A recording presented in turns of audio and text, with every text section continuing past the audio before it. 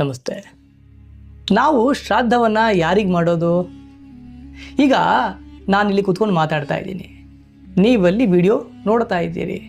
ಒಂದು ವೇಳೆ ನಾವು ಪುನರ್ಜನ್ಮವನ್ನು ಒಪ್ಪಿದ್ದೀವಿ ಅಂತಾದರೆ, ನಾವು ಯಾರ್ಯಾರಿಗೆ ಎಷ್ಟು ಜನ್ಮದಲ್ಲಿ ಅಪ್ಪ ಆಗಿದ್ವಿ, ಅಮ್ಮ ಆಗಿದ್ವಿ, ತಂಗಿ ಆಗಿದ್ವಿ, ಅಣ್ಣ ಆಗಿದ್ವಿ, ಚಿಕ್ಕಪ್ಪ, ದೊಡ್ಡಪ್ಪ, ಅಜ್ಜ, ಅಜ್ಜಿ, ಅತ್ತೆ, ಮಾವ ಎಲ್ಲ ಆಗಿ ಇವತ್ತು ಈ ಜನ್ಮದಲ್ಲಿ ಕೂತಿದ್ದೇವೆ.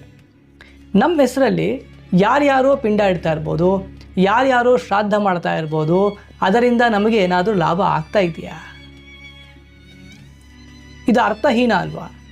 ಕೇವಲ ನಮ್ಮ ಅಮ್ಮ ಅಪ್ಪ ನಮ್ಮ ಕಣ್ಮುಂದೆ ಇದ್ದಾರೆ, ಅವರನ್ನು ನೋಡಿ ಅವರಿಗೆ ಪಾದ ಪೂಜೆ ಮಾಡಿದರೆ ಸಾಕಾಗೋದಿಲ್ವಾ ಅಂತ ತುಂಬ ಜನ ಪ್ರಶ್ನೆ ಮಾಡಿದ್ದೀರಿ. ಅದಕ್ಕೆ ಅದರ ಹಿಂದಿರುವ ಸುಂದರವಾದ ಒಂದು ಯೋಗ ವಿಜ್ಞಾನವನ್ನು ಇವತ್ತು ಹಂಚಿಕೊಳ್ತಾ ಇದ್ದೀನಿ. ದಯವಿಟ್ಟು ಸಂಪೂರ್ಣವಾಗಿ ನೋಡಿ.